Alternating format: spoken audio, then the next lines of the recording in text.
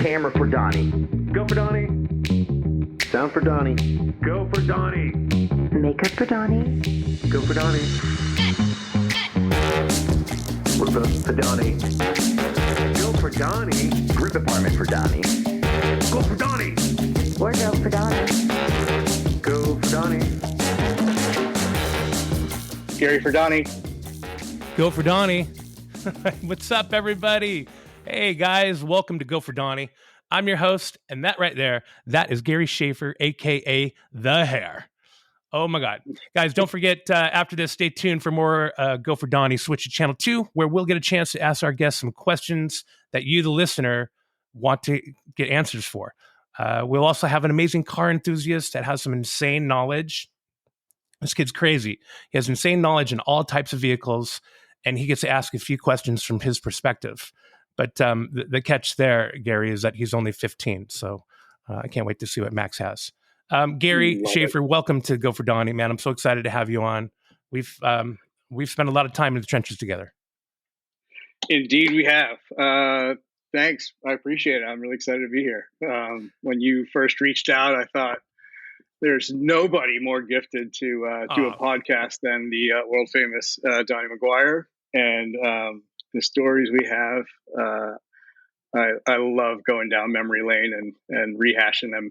And it was just a fun experience. And I love that you say that, because that actually, Gary, that was one of the brainchilds of this, or one of the reasons why we decided to do this podcast, is because, you know, we had so many fun stories. We do have so many fun stories to share. And that's all we did when we get together, is we would talk about these crazy shenanigans that happened behind the scenes on Top Gear and other shows and branded content as well, but mostly Top Gear.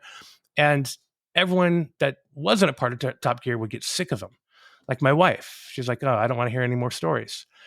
So what do? We decide we're going to tell everybody these stories and get them out there, because they're so much fun. And I was literally thinking about it, Gary. I told you last week I was walking, and I was just thinking in my head how many amazing moments on Top Gear I've had, and those were all because of you. You were directing, and you would always ask me to do something fun and crazy, and I would, of course, say yes. So I can't thank you enough. But even before we got there, I think we had to build trust.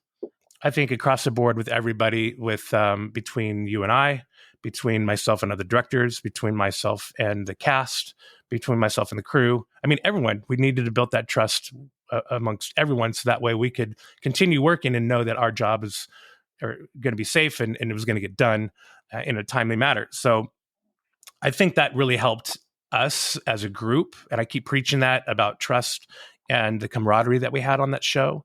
How some would step in and stay with the group. Others would step in and we would weed them out. So it's a testament to the ones that were able to come in and stay and be a part of our group, because it was such a cool experience, at least for me and some of the other guys. I'd love to hear your take on it. Yeah. I mean, I think, just for the obviously for the crew members that are listening, it's obvious, but to the not just the fans and listening to it, it's like it was, I've been in production for 25 years, and Top Gear was just one of the greatest experiences and most unique experiences of all the shows I've ever done. And the reason why, it was just because it was a very specific type of person that needed to do this show and be a part of this show. Right. It was, obviously coming to the American market, it turned it, we had a big shoes to fill with the template that was created and the fan base that the UK version had. To really kind of, it was just it was an anomaly, like how we would, go out to these beautiful places, beautiful locations. And we kind of had a plan what our storyline was going to be, but we would just make up so much stuff on the fly. and it was such a, it's cars, it's fast cars, it's, beautiful cars, sexy cars. We call it car porn. All that stuff was like, it was, there were so many expectations, and it was such a, like, there was so much pressure on us to really sort of deliver, but it was it was such a small group that made at, we had so many different camera angles that it felt like a huge production. But the reality was, it was a stealth production. It was, I don't know how many people were on the crew, but 30 to 40 in the crew out in the field is maybe realistic. But we were, it was just fast cars and doing dangerous things. And it was like, how do we elevate and keep it like really fun and stupid and dangerous and still keep it a really safe environment? And every shoot day was just that, like reinventing that. And Tanner, what do you think about this? Rut, you think you can climb up that wall, and just the craziest things. And it was so fun, the shit we would come up with every single day. I love how safety conscious you are, Gary. Always thinking about safety. Well, that was your job. So for the outside people, Donny was responsible for safety on the crew. He was the assistant director. And so I would just be the wild child, would come up with great ideas. But Donny would sort of like, that's kind of cutting it a little too close on the danger zone. But we always, I always loved to push the boundaries, and there was nobody better than Donny McGuire to well, thank you, Gary. Push the boundaries and throw me into danger's way to make sure it's safe. I don't know.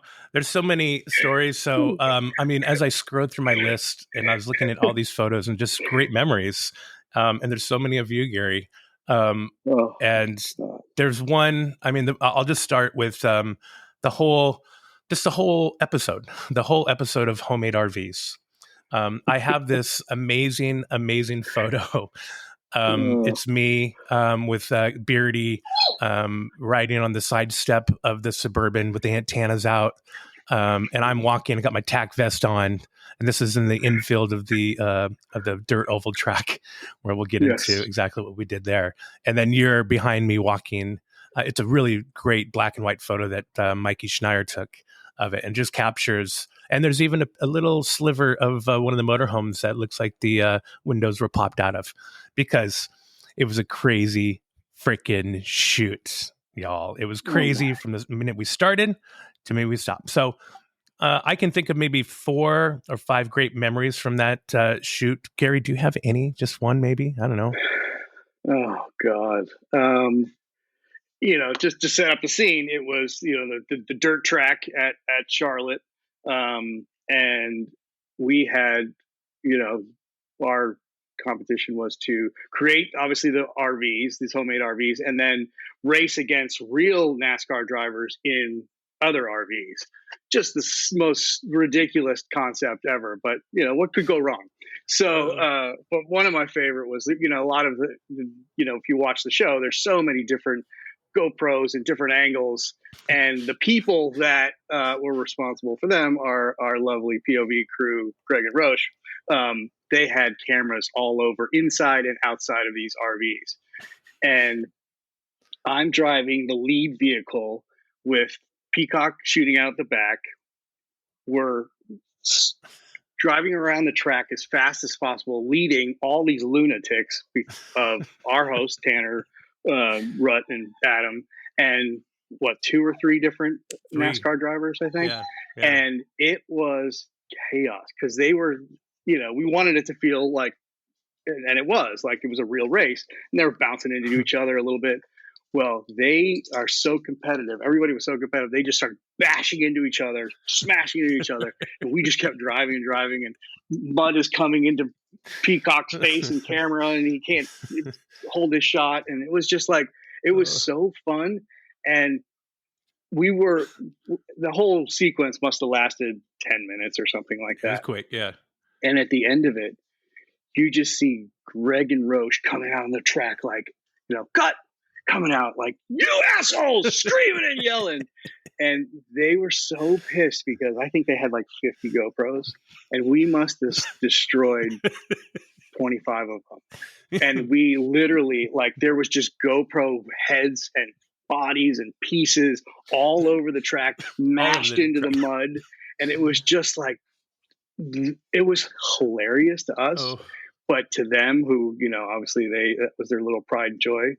We had just destroyed their whole department and all of their inventory. And it was just like, it was I mean, it was frustrating, but it was one of the funniest things ever. GFD is a BFD. This technology these days. Oh my God, I apologize. All right. You So mean it's in the box. It's in the box. So I know I was talking about the dirt track. I was kind of setting it up with the guys in their homemade RVs. Adam, who I was able to have on a previous episode of Go for Donny, did talk about the Flatiron building that he had on top of his car. And about how he was racing that around until he finally dumped it. I think one of the NASCAR drivers bumped into him and tipped it over. That was a crazy moment. But even before that, when we first got to the track, we had to, it was a dirt track, just so y'all know. It's a short dirt oval track. And so what they do is they go out there with these rollers and they kind of chop up the dirt and then they spray it.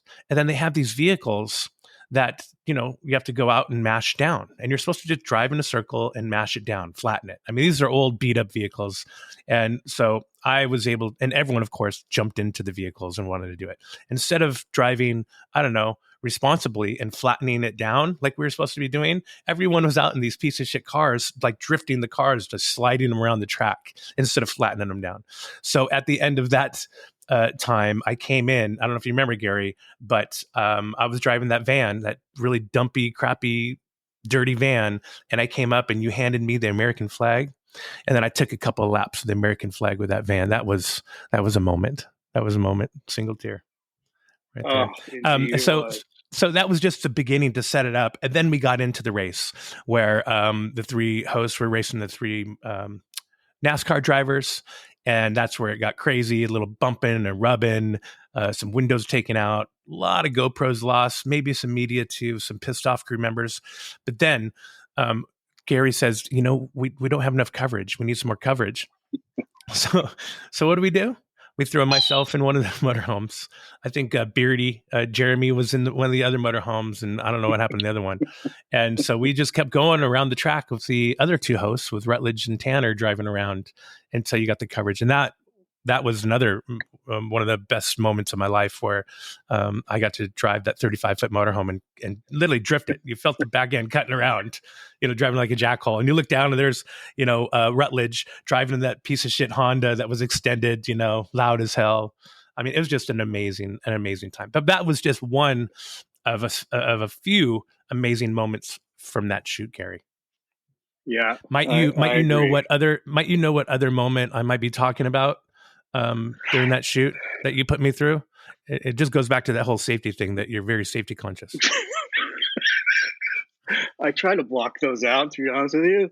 I never put you in harm's way, Donny. So let me set it up for the listeners. So here we are. We get to, I don't even know where the hell we were. We were in North Carolina, and we wanted to test their homemade RVs to see how they do in a hurricane. So what do we have to replicate the hurricane? We have big industrial fans and water and I don't know, sand buckets and lawn furniture and the noodle for pools. And so to test it out, I put on a helmet and goggles and some wet gear, and then stood out in front of those fans as Gary and company and the host, I think, even joined in, throwing shit at me and testing it out to see if it was safe enough to put the hose through, which we eventually put the hose through and did the same thing. So I can't thank you enough for that, Gary. Another amazing moment. The greatest test dummy ever, Donny McGuire. I mean, put that on your resume too. And it was like, I think it's good, but more dirt, more feathers. We were just like chucking shit at you. You were like, it's fine. It's, all right, we're good. It's not hurting them. It's not hurting them. So great. I love Gary it. Yes. Shaffer. That was that was a moment. And then I don't know. I think that whole filming at Charlotte Motor Speedway in the infield in the area, for y'all that don't know, there's an area called Redneck Hill. And that's where all the rednecks go, if you can afford the infield passes, where they set up their homemade RVs and camp. And it was amazing. Yeah. And Redneck Hill, like the greatest celebrity to ever show up there would be none other than Rutledge Wood. That's So right. when we walked in there with him, people went fucking bananas. It was crazy. Like they were just rushing him. I think we were on a bus, right? A school bus or something. Yeah, we did. We went on a walk down where they all park and they party at night. And there were so many buses and RVs and all these that were remodeled. And they were actually pretty nice. There were some really nice ones.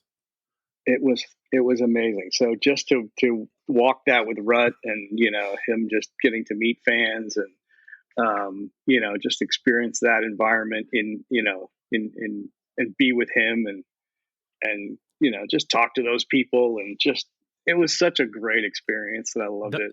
And the mayor Rut's, of the mayor of just NASCAR. the kindest kid. Yeah. Oh, completely. And he's just for everybody who knows him, he's just such a kind soul and funny and, just gives everybody the time of day. And, it was magical. It really was. I loved it. I don't think you remember, we picked up a straggler, some guy that wanted to hang out. So he dragged our cooler around for us. Well, when we tooled around the infield, it was pretty amazing. Oh God. I do remember that guy. It was great. Yep. Yeah, that really was. That was an amazing experience by all means. I mean, just want to marry Gary. Just want to marry. I do remember another one. We did an episode of Toughest Trucks. In where do we film? We filmed out at Eagle Mountain. That's right, Eagle Mountain out there by the border of Arizona. It's hot. It's an old abandoned mine that they rented out for film shoots, and we took full advantage out there. I think we pulled down some power poles, if I recall right. That kind of just as soon as rubber hit the gas, they fell over. Yeah, I mean, we went out. You and I went out to scout it, and I remember we were like, meeting with the site reps, and it was like, what can we do? What can we get away with? And it was like an old, besides the mountain and the mine itself, there was houses that was, I guess, once a prison. And, we were just driving around and spitballing ideas. And we're like, what if we, and they're all like dually trucks, and it was like, what can we pull a house off the foundation with one? And the guy was like, yeah, no problem. He's like, okay, great. It was like, all right, so then there's the dirt road all the way up to the minefield, and it was just, electrical pole. I was like, what if we pulled one down and then maybe 4 or 5 other ones came down at the same time? He's like, sure, as long as you clean it up and don't block the road. You're like, oh my God, this is phenomenal. So we just had the run of the place, but it was just the most ridiculous thing ever where we're like chopping telephone poles and then putting big chains on them and just yanking them down and just watching, domino effect of ding, ding, ding, all just quarter mile up the road. You just see a bunch of telephone poles coming down. And it was like, a lot of the time it was just better than we ever imagined. And it was unbelievable, the stuff we got away with on the show. Well, another reason why I brought Toughest Trucks up, because that was another great moment in my Top Gear career with you, where we had a scene where we wanted to pull one of the an engine, a switch engine in a car, and a train. We wanted to pull a train with locomotives. Yeah, that's right, locomotive. Yeah. So they had one there, and it worked. And for the listeners that don't know my background, I used to drive freight trains. I was an engineer for the good old Burlington Northern Santa Fe Railroad a lifetime ago. So I was there, and I'm like, hey, I can move this for you. And the site rep's like, really? You know how to drive this? I'm like, yeah, I was an engineer. And he's like, okay. So I fired that thing up, hooked it up to that rail car, immediately started, I backed up and immediately derailed the car. I had to put it back on the rails and dig the flanges out. But yeah, I was able to get it down there and put it in place. And we were able to pull it with the truck. And yeah, I don't think that train had moved in decades. No. And you were like, yeah, let me see what I can do, and 8 minutes later, he's like, yeah. Yeah, and I was like, oh my God. But that's the one thing you should all know about Donny is that guy was I've known him for a decade and he still surprises me where I learned something about him and he's done every job on the planet and the guy can just pretty much do anything. And that was a perfect example of oh, the train, that'd be cool to move it, but I don't know. We have to probably get train conductor to come out here. And he's like, no, that's me. I got this. And it was another beautiful thing. I will say I've been lucky enough. Top Gear has given me a lot of opportunities to be able to get in the seat of a lot of different vehicles and trucks and tractors and boats and motorcycles. And, it's been so much fun because I did grow up driving a lot of crazy, weird things. And, on a farm, you get to drive a tractor and you kind of learn. So everything's the same. It's a couple levers, couple of pedals, and you can figure out how to do it. So that was a lot of fun. But yet another epic journey for me with you, Gary, was when we did the Sturgis episode. And I mean, there's so many things about that Sturgis episode that was amazing. A few of them that ring the top of my mind were, well, at least I got to ride the street glide because I knew how to ride a motorcycle. So I got to ride the street glide around the Black Hills. We'll get back to the Black Hills in a second. I got to ride it down through Sturgis. So much fun. We got to go to Buffalo Chip and experience a Leonard Skinner concert for the first time. And that's where they sit on their Harleys and they rev the engines instead of clapping between songs. So that was pretty epic. But probably the funniest part of the whole shoot for me was the leather store up in the Black Hills. that scene. Gary is a great director, y'all. He has an amazing vision. And let me set it up. The vision I had was, the boys come into Sturgis, and the Sturgis is obviously a very, very specific type of person in that town during that event. And I, the setup was like, we clearly need to, in order to infiltrate this culture, we need to dress the part. So the boys, Rut in his plaid shirt and Adam in his like New York hipster jacket, leather jacket, and Tanner, just being Tanner, was like, all right, let's go at least dress the part. So the idea was 3 boys way out of their element, and then cut to like, slow motion of them coming out and being all leathered up.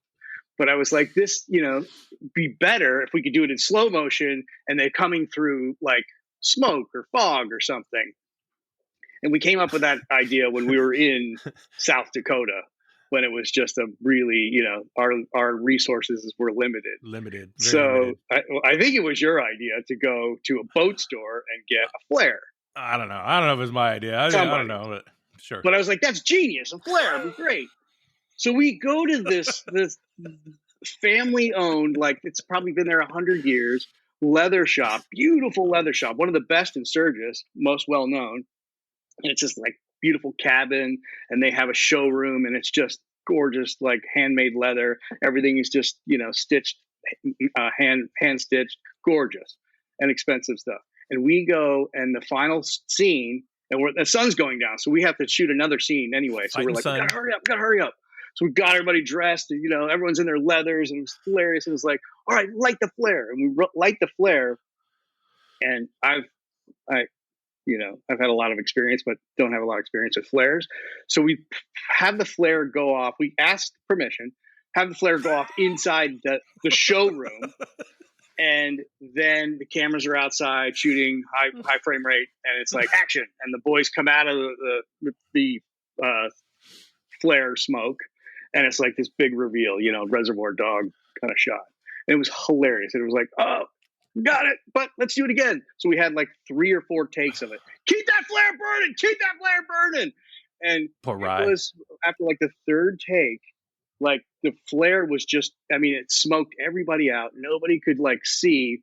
So it was orange smoke, by the way. It was like orange smoke. Yeah. And then like, all right, pack it up. We got to go to the other scene. And the owner and his family were there, and all they wanted was like a picture with all the guys. I was like, yeah, I'll get you that picture. Don't worry. Up on. Tanner, quick, take a picture of these guys. Boom, run, go. We got to go. And then when the smoke settled, like it was like this much film all over the entire showroom, all the leathers, everything. We had just destroyed their showroom, and it was the guy, luckily, was just the sweetest man on the planet. He's like, Thank "No, God. don't worry, Thank I got God they it. were nice. I'll, Oh my gosh, I I'll can't figure it believe. out." I don't know. I remember it. We had that. So Donny, keep the flare going. Keep the flare going. You're like, I remember the flares were on the sides, and the smoke and the wind was blowing like through, the shop. I mean, so they got a good dose of that orange smoke, but it looked really cool. In the scene, Gary. So yeah, no one was hurt. No animals it. were hurt while making that scene. Just a lot of cleanup. Maybe just stained a little. Oh, yeah. See, shenanigans, the things that happens that people don't know about. It really was. It was so fun. That was a great trip for sure. That was fun. And then we also had a couple other moments, Gary. One of the moments with you and Beardy and I when we went to I can't even think of it. Not still. Where we saw the presidents. Oh, Mount Rushmore. Mount Rushmore. Gosh, that's what escapes my memory. Yeah. We had a nice little scout out there, the three of us. I got some good selfies of all of us. But my favorite memory from that trip was, I don't know why I had to be on the back of the scooter with you, Gary, but God, for some reason, I was on the back of the scooter and we were the property rolling. Was so big and we had to get around, so we were like scouting. I'm like, Donny, get on, let's go. I mean, it was pretty awesome. So I have that memory. That one's close to my heart. I mean, I don't even know how we rode on. I don't even know how I fit on the back of that thing. It's pretty bad. Pretty bad. I hope you get to share a photo with the viewers because that was indeed I'm sure they're probably laughing right now as they saw the photo of me riding on the back of that scooter with you. Like, no reason at all. Sometimes we also get into dangerous situations. We don't really think about the dangerous situations we get into until after they occur. Yeah. But we were doing another episode. Gary Shaffer was our director, for those of you that don't know. It was an episode called 80s Cars. And we were filming a scene similar to Back to the Future at the same mall. So we did a scene. Recreating. We are basically recreating that. So we had this little Toyota TR2 or something that we drove, and then behind me they lit the fire. It was just like the DeLorean disappeared and the fire from the tracks were there. And then the other one was Gary. I get to set and he's like, "Hey, Don." He's like, "Hey, man, how do you feel about driving that Grand National? Just to the other side of those bags of fuel, and then it'll go boom." I'm like, "Okay, I'll drive on the other side." So I'm getting ready. He's like, "Hey, buddy." He's like, "Hey, man, how do you feel about driving the car through the 2 bags of fuel?" I'm like it's gonna go boom. He's like, "Yeah." I'm like, "Well, okay, I don't know. Let's talk with Bill Shermer." So we consult with Bill Shermer, our pyro guy, and he's like, "Yeah, you'll be fine, Don. Don't worry. You're just gonna feel a little heat. Don't worry, it'll be fine." And I'm like, "Okay." So here I go. I go to do it, and by the way, he's like, "You got to get up to 35 mile an hour, and then you have to stop in front of that locked off camera that's there." So I'm like, "Okay." So I get in there. I don't have. It was crazy back then, you guys. We didn't have a fire suit. There wasn't a balaclava. There wasn't a fuel cell. The lines weren't bled out at all. It was just a working Grand National and Donny in a car. So we're about to go, and I call on the walkie. I call Bill Shermer. I'm like, "Hey, Bill." I'm like, "So who's queuing you? Who's I'm usually queuing." Like, he's like, "Don't worry. We'll tell you to go, and then I'll just queue the bags off of you." So I think it's Gary. I think you're the one that calls action. You can hear it on the video. And then I get going, and then I go through the fireball, and it is bright and hot. And I'm like, "Oh, shit." And then I remember I had to get up to about 35, and then as soon as I could see the locked off camera appeared, and I had to stop right in front of it. And I did it. It was great. And I get out, and I'm like, "Wow, that was nuts. I can't believe I just did that." And so what does Gary say? He's like, "Hey, buddy, you got one more in you?" So I did one more for Gary. Different angles for coverage. Yeah. So I did one more for Gary, and I'm here to talk about it. So it was an amazing time. It's a great story that I like to tell about. Yeah, thanks. Thanks for putting me through the fireball, Gary. So funny because it was I think it was a bigger fireball than we had suspected. I was excited about it, obviously, but it was. But I'm looking at a photo right now, and it's looking like, I don't know, about 40, 50 feet in the air is the top flame. Oh, pretty awesome. Pretty awesome. Oh my God. I hope we have audio of that, of the walkie chatter too. Everything coming in like, all right, Donnie, all set? Okay, No, roll God. cameras. I wish I had that. Action. Oh. And then, Pretty and good. then Let's do it after, again. and then you can hear all the car alarms going off in the parking lot too. That was, so yeah, we did this. Rupert pointed it out, or Dan pointed it out. Someone did that. We did this in a parking lot in East LA. Yeah, in a working mall. Yeah, you know, I think it was like 10 in the morning or something, and we had to be done by the time the mall opened. But the people were still coming in, like the employees were coming, and you know, the early birds were parking. So it was just like, it was quite an attraction. You know, we were gathering a lot of attention by all means, but we got the shot, and you know, once again, it was just like a 50-foot loud fireball would totally garnish the attention of some shoppers at a shopping mall. Yeah, go figure. I mean, that was just Top Gear in a nutshell. It was like every time it was like you never had enough time. You know, you always had a problem with the cars because, you know, a lot of the times we were having used cars. So there was always breakdowns. So we were just like improvising every step of the way how we could, you know, just get enough footage to tell the story. Sometimes a lot of the times we're just pushing cars through frame because they had died. And, we've done that a few times. Push it into frame, and here we are. Just put barely made it thing into frame. Sun's going down. We need it. So yeah, but the sun never sets, though. The sun never sets, right? God, indeed, that was the irony of the production company name, right? Yes, the sun does set, and time waits for no man. So I mean, there's not enough time to shoot it. Yeah, they didn't get it.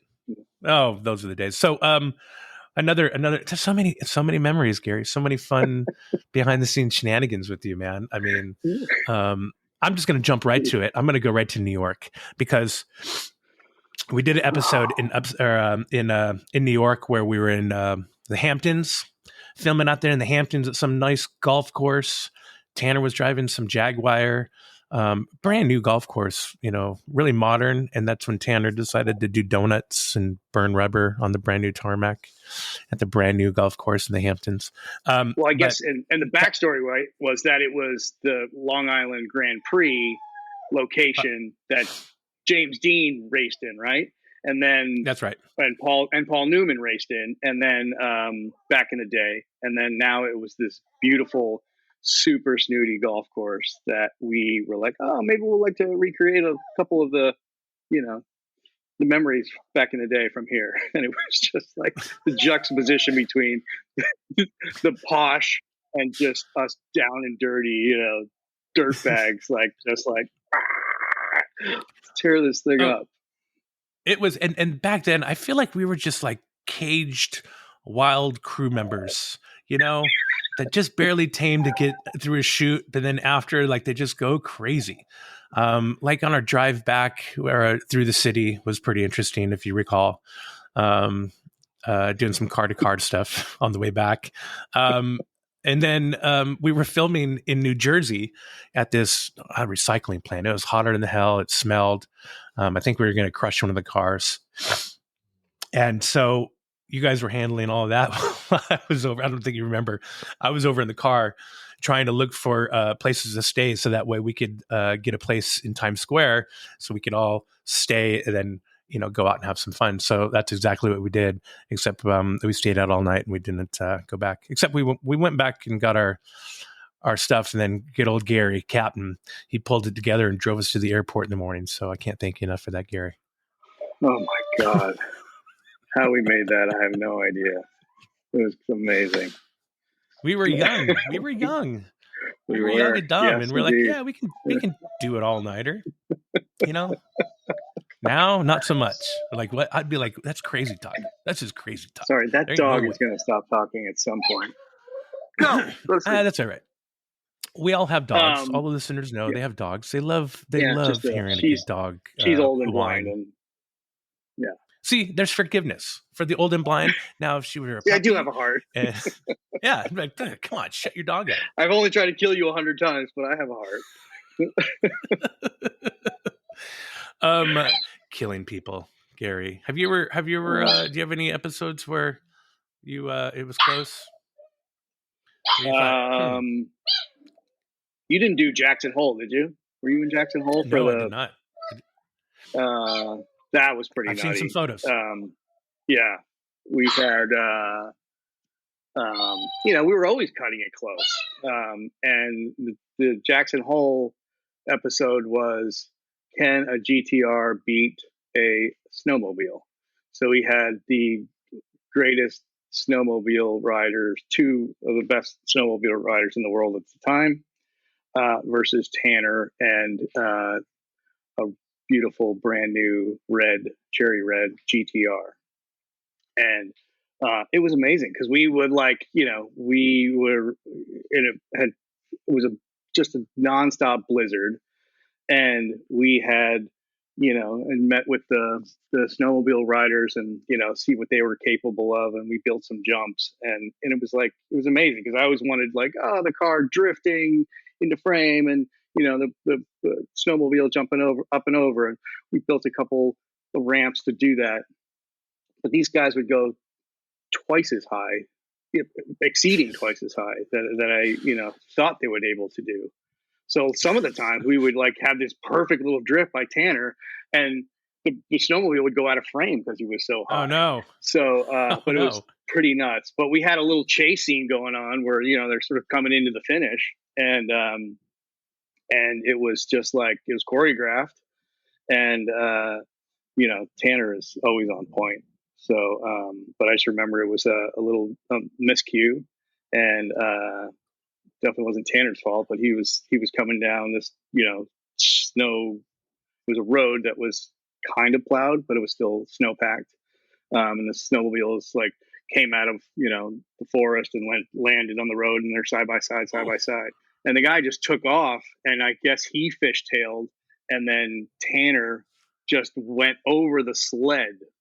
Luckily, the guy got out of frame in time, but Tanner went over the sled and was just it was such a close call, but it was crazy.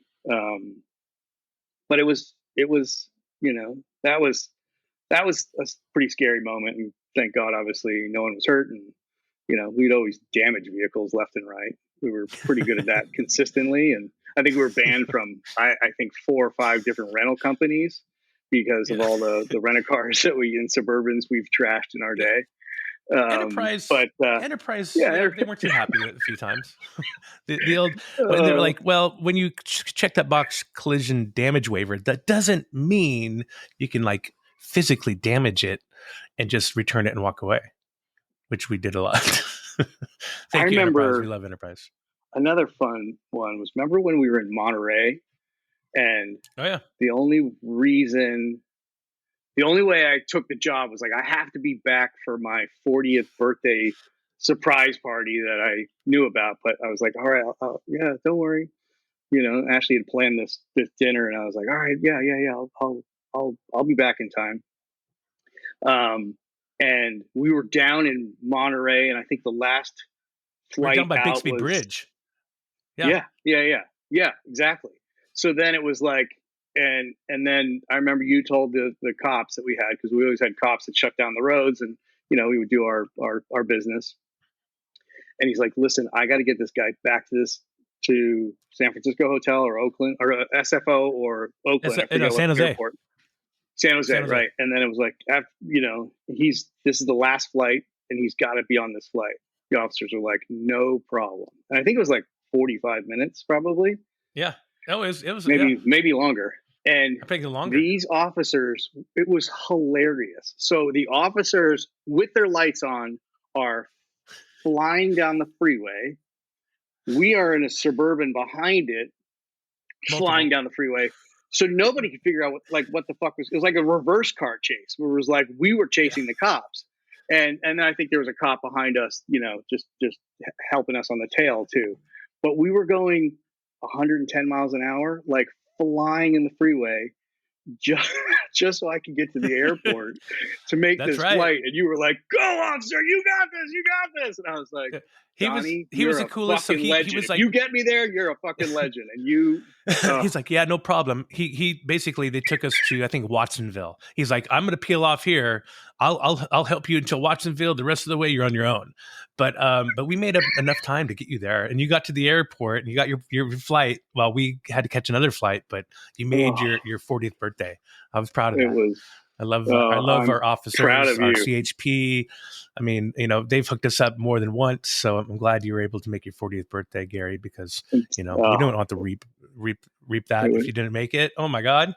You've never seen an angry Gary, guys. An angry Gary, he just carries around a baseball bat, slapping it in his hand, just like waiting to hit someone upside the head. Well, Smack him in the balls. Tanner and Rutledge and Adam to try to keep in line. I mean, those guys, I'd be like, come on, fucking concentrate. And they would like, hey, Rut. And Adam would have some new joke. And I was like, no, the fucking sun is going down. Let's fucking shoot this. And they're like, oh, okay, Gary. Good hair, Gary. What's the hair looking like right now? And I was like, just shut the fuck up and fucking let's go. So that's those funny. guys But we did. We were able to get back at them at times, and Adam did mention something about this. I think Tanner did too. We did the 500 for 500 road trip where we started in Santa Monica, and they had cars for $500. They didn't make 500 miles, and these vehicles that we got them were just. It was some disgusting stuff. We took it to a lab, I think, on our way, and they did a test, and they found a lot of semen, a lot of human hair, dog hair, feces. A lot of stuff. So we got them back in once. Not we, I should say. I think Top Gear got them back, or at least humbled them a little with some of the vehicles we threw them in. I remember we had, and again, another one of those, like, we were just making stuff up on the fly, but it was like, let's get, what's iconic San Francisco? Oh, the trolley cars. Okay. Let's have the vehicle break down right on the trolley tracks. So it was like, Rut, like, broke down on the track. Trolley car comes in, guy gets out, like, what the fuck either? Everyone's screaming and yelling, like, blah, blah, blah, blah, blah. Like, we shot it, we got it, like, and then literally was like, all right, we got to get in the car, go. So then Rut gets back in the car, turns the car back on, because there was nothing wrong with it. We got our scene, and then we just kept motoring all the way up to Twin Peaks for our finish. Just funny things like that nonstop. That was another one where our officers, our SFPD, were guiding us all the way up, and then we had to get the boys to SFO for their flight, and they escorted them all the way, got them on their flight. So I feel like that happened a lot. So it really was nice having our officers work with us for ITC and then any high speed stuff we're doing, or traffic breaks, to be able to get down to the border. So it was a lot of fun. I love working with the police. What about that 500 for 500? What was up with that gator pool toy? Because I was looking through my my feed, my photo feed, and I got a lot of photos of you in that gator pool toy, testing it out for Rutledge. I don't remember why we had that, but I was like, I remember it was like, what car did he have? Did he have, like, I forget why we put him in a damn costume. But I was like, I want to put him in a costume, like, he had a Ford Fiesta type little red thing, I think. Yeah, I want to say. But I remember it was like, it was just, I forget the backstory of it, but it was like, oh, I want to put him in a costume. And Rut was like, no, I'm not doing a costume. It's like, come on. He's like, all right, whatever. You figure it out. And I remember I came up with this idea, and it was like, a day before the shoot. So it was very limited what I could find in the meantime. But one of the producers found a alligator like raft at the pool store. And I was like, oh, what if we cut it out? We could turn it into the costume itself. And it was great because then Rut was such a sport, and he put this fucking thing on, and he just looked like such a doofus. Yeah. And it was so funny and fun. And then, like, the whole thing wouldn't fit in the car. So, like, he slammed the door on the tail, and the tail, like, as we're going up PCA or the Highway 1, the tail was hanging out the side door. And it was just like such really funny memories of things like that. That we were just again making up on the fly, and the boys were such sports to just roll with it. That was another on our long trips. We would have to stay awake because we would have to film. So all you don't know what we do or did on Top Gear is we would start, let's say in Santa Monica on this trip, we'd have a 7 a.m. call time. Well, we'd have to make it to Santa Cruz where we would make our day by 7:30 p.m. So we would drive and film, stop, drive, film some more. So we'd have to make it all the way up there. So we get tired sometimes. So we'd have to play some games on the walkies. So we played this amazing game on the walkie. So hopefully some don't get offended about, but it's called the Vagina Game. And you basically replace words with vagina for music lyrics or TV shows or movies. So that was always a great way to stay awake. Probably wasn't the best. I don't know if human resources would have loved it too much. Yeah, PC any type PC, yeah, but that was them. But it kept us awake, and it was a fun game. So, kids, if you're out there, you should try it sometime. It'll keep you awake. Whatever it takes. Yeah, whatever it takes. Whatever it takes to stay awake.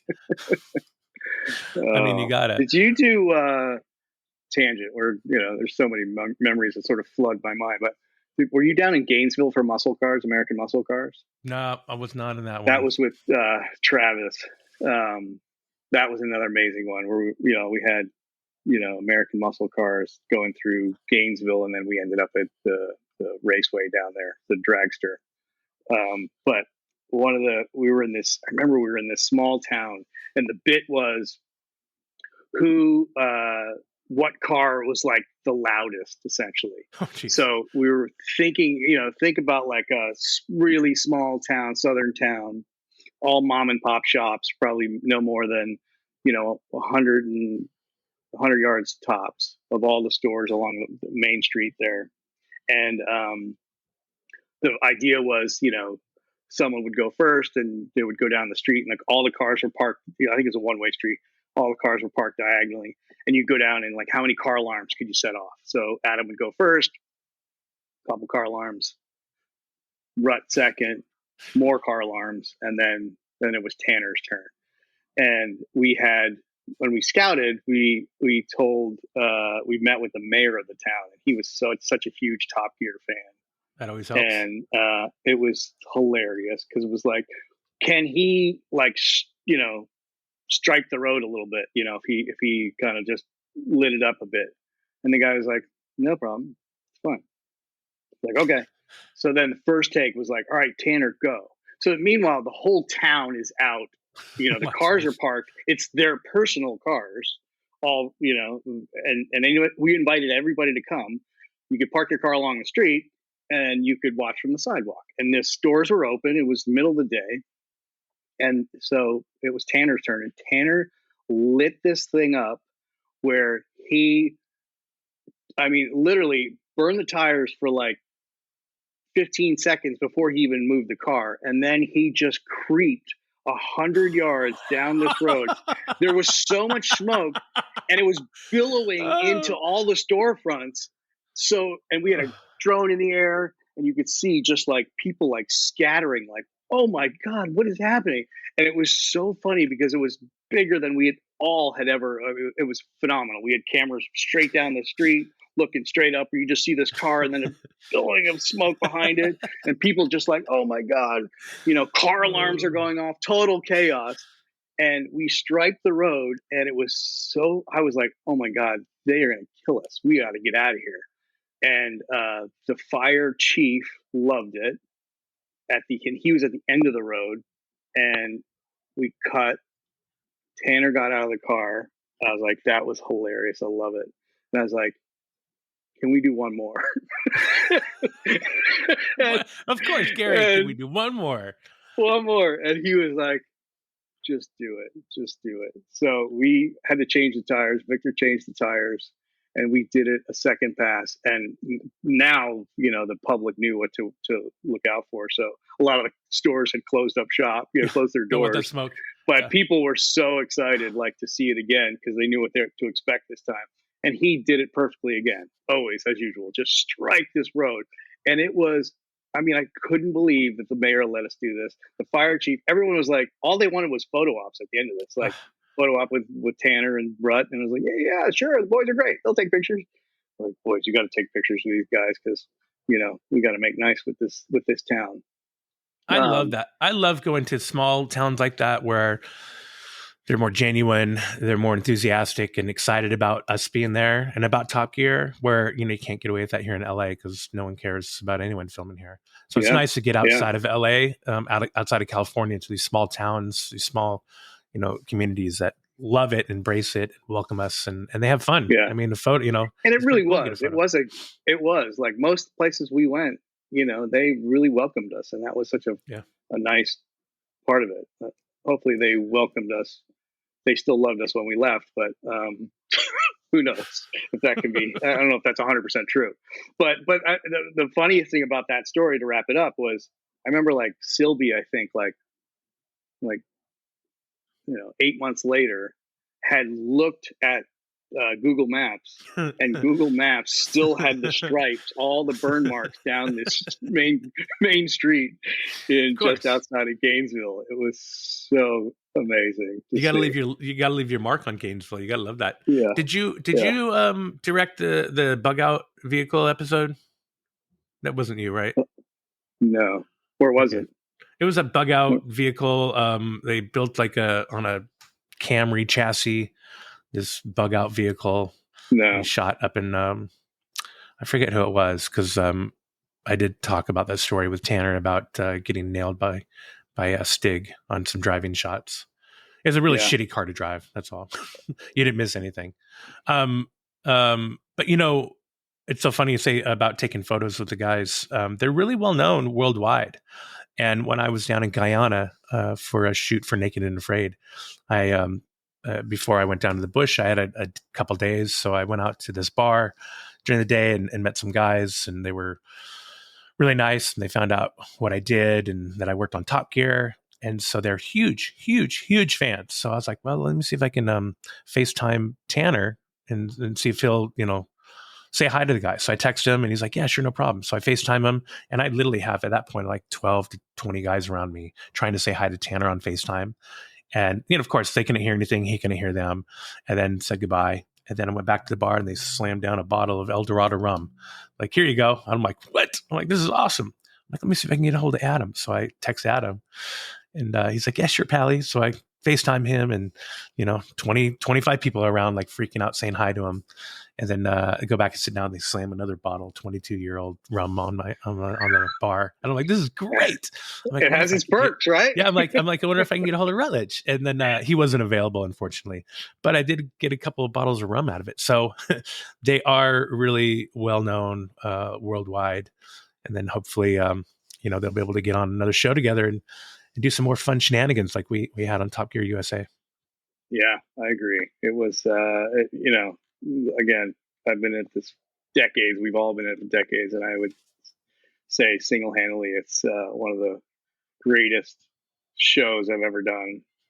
Consistently, it was just always some new challenge, and it was, it was dirty and grimy, and we were, short turnarounds, and we were going to way out, far out places that, had, a lot of places didn't even have hotels. We were sleeping in tents in some of these places, or barracks, and, different, wherever we just wanted to make the show. And that was the best thing. The crew single-handedly just loved the show and loved our vision for what we were trying to do, that, it was just all hands on deck, whatever it takes. And that was the motto, and it worked for years. So, I think that really did help having, like you just said, like the crew having, they were vested in the show. They loved this show, so they would go the extra mile for the show. They wouldn't really complain about the little things. I mean, we still bitched, but I mean, the love of the show and being able to work on the show, I think it was a privilege. So I think we were really lucky to be able to do that, and to meet everyone that we did along the way, including a lot of the crew that are still close friends, to today. I mean, I know distance, and we all have to work, and it takes us out of town for a certain amount of time. But we're all still friends when we come back to it, and we haven't talked in how long, and you just pick up like it was yesterday. So Yeah. it's nice to have that. Yeah. No, I agree. It was a family atmosphere then, and it's and it is. It's a family for life, and it's there's very few. There's tons of production stories, but like I think consistently Top Gear delivers amazing stories and amazing experiences that we all had that we'll never forget. So for that, lifelong experiences, right? Yeah. 100%. Oh, Gary. 100%. It's amazing. Well, I can't thank you enough for coming on the podcast, Gary. Hopefully you come back. You can think of some other fun stories. They could be stories from any other show or brand of content that you may have done, because we all have those crazy stories from our work. It seems like it's like the gift that keeps on giving. So yeah, absolutely. But you guys don't forget to check out the website at gofordonny.com. This will not only be an audio podcast, but this will also be a YouTube video podcast. So make sure you check it out so you can see all those lovely references, photos and videos of why we were actually laughing and smiling today on the show. And you can also follow us on all the social media links at the bottom of our website. Don't forget to check out Go for Donny Switch It Channel 2, where I'll be firing off some questions to our guest, Gary Shaffer, with the help of Max Hillhouse on Max's Motor Minute later. So once again, thanks, Gary. Thanks for listening. Thank you, everyone else, for listening to GFD. Don't forget to subscribe so we can grow our audience. And don't forget hashtag HTFU. Go for Donny, Gary. Donny. Go for Donny. Gary for Donny. I love it. Thanks, buddy. I appreciate it. It was a lot of fun. Thanks, Gary. Cheers, buddy. Production for Donny. See you, bud. Take care. Go for Donny.